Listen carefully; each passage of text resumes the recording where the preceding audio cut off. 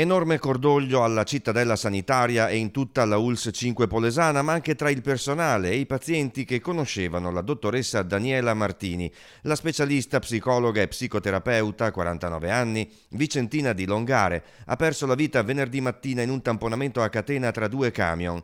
L'auto della Martini è finita schiacciata tra i due pesanti automezzi sullo svincolo autostradale che collega la A4 alla Padova-Bologna, in territorio comunale di Vigonza.